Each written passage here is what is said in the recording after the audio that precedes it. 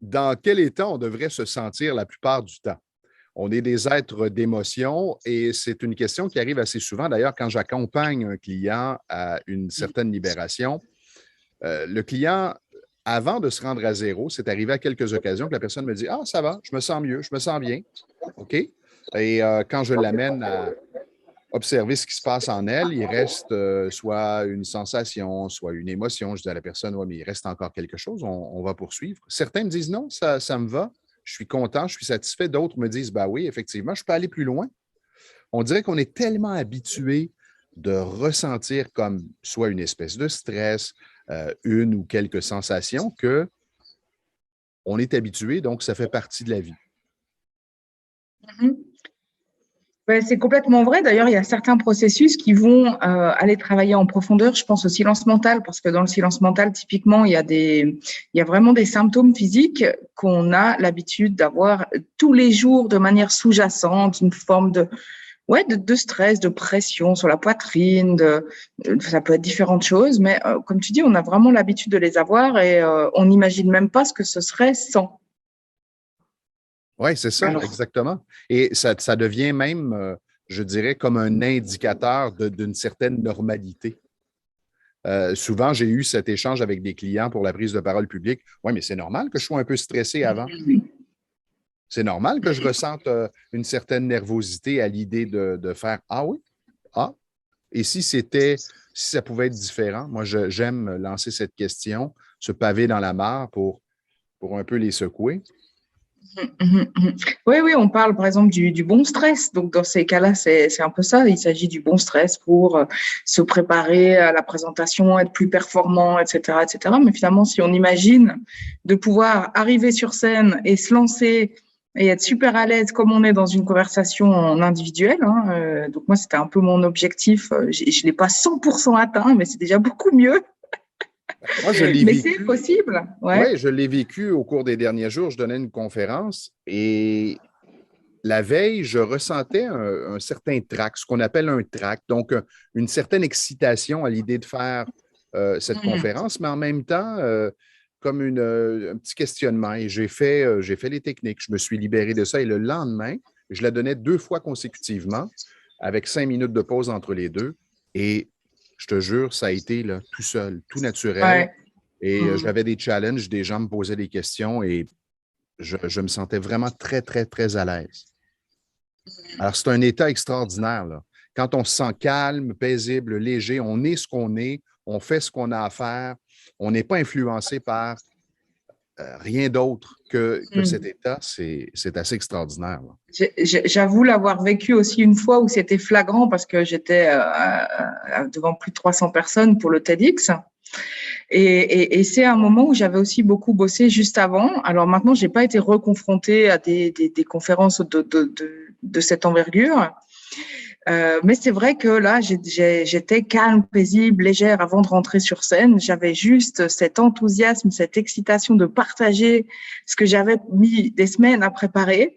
Et puis, pendant le moment de la présentation, en fait, je sentais l'interaction avec les gens. Et c'est vrai que là, c'était le kiff parce que d'habitude j'étais concentrée, ce que je dois dire, rien oublier, parler distinctement, etc. Et là j'étais juste dans l'échange qui se passait avec ces gens qui m'écoutaient, qui étaient pendus à mes lèvres en fait, et il y a quelque chose qui se passait qui était juste magique, ouais. Donc c'est vrai que c'est possible. Oui, puis on sait maintenant que l'état dans lequel se trouve le formateur, le conférencier, influence la réception du message, donc l'état dans lequel se trouvent les gens qui sont devant. Alors, plus vous êtes Mhm. calme, plus vous êtes bien, ben, plus ça favorise un bel échange, une belle collaboration. Donc, je vous Mhm. lance cette question. Dans la plupart de vos activités, choisissez celle peut-être avec laquelle vous vivez le plus d'émotions ou de stress et observez sur une échelle de 0 à 10 l'intensité. Je vous suggère de faire quelques techniques en visionnant nos capsules précédentes et d'observer jusqu'où vous vous rendez. Est-ce que vous atteignez le calme, la paix, la légèreté, donc 0 sur 10, ou il reste quelque chose? Ça pourrait être intéressant de faire cet exercice. Et continuer à aller le plus loin possible. Je ne sais pas si c'est courant. J'aimerais t'entendre là-dessus parce que moi, je me souviens avoir vécu ça aussi pendant la formation. C'est comme si, bon, je me sens bien, donc j'arrête. Mais notre formateur nous expliquait l'importance d'aller au bout du processus.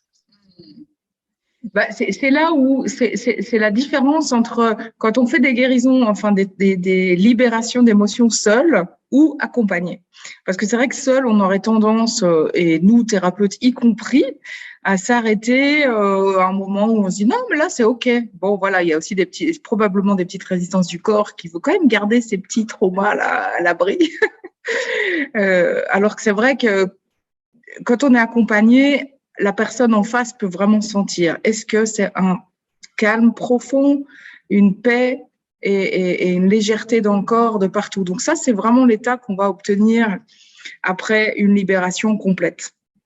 Donc en effet, s'il reste très souvent à la fin des guérisons, ce qu'on n'aura pas envie de forcément terminer, c'est si on se sent super bien, on se sent euphorique, on se sent plein d'énergie, etc. Mais en fait, on n'est pas encore totalement calme.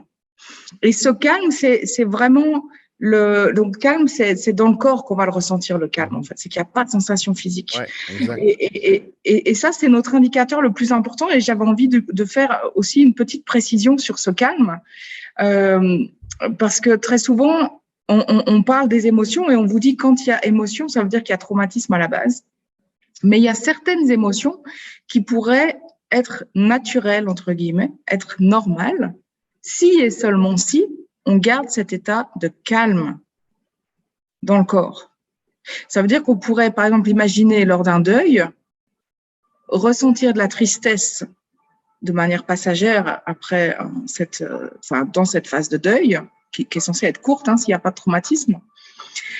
Ressentir une tristesse, mais toujours rester calme à l'intérieur. On peut aussi ressentir des émotions positives, de la joie, de l'excitation, mais en étant calme à l'intérieur. Et c'est là où on peut faire la différence entre, finalement, un traumatisme, quelque chose qui doit être libéré, qui n'est pas fonctionnel, en fait, et quelque chose qui est au contraire naturel, et puis, bien sûr, qui reste de ses émotions, mais en gardant ce calme au fond de soi. Et le calme, comme tu disais en début de vidéo, on ne sait pas toujours qu'est-ce que c'est. Notre niveau de référence, il peut être un peu biaisé, en fait. Donc, si vous vous dites le calme, c'est d'avoir aucune sensation physique. Pas de vibration, pas de tremblement, pas de boule qui serre, pas de chaleur à un endroit du corps, de picotement ou quoi que ce soit. La paix, c'est aucune émotion, je me sens neutre et la légèreté. C'est léger partout dans mon corps. Je me sens vraiment léger dans l'expérience. Voilà. Alors, on attend ces trois composantes quand on vient de libérer une émotion, mais on va dire de manière constante dans sa vie, c'est le calme qui va vraiment faire, qui va être notre baromètre, en fait, pour voir est-ce qu'il y a un traumatisme ou pas.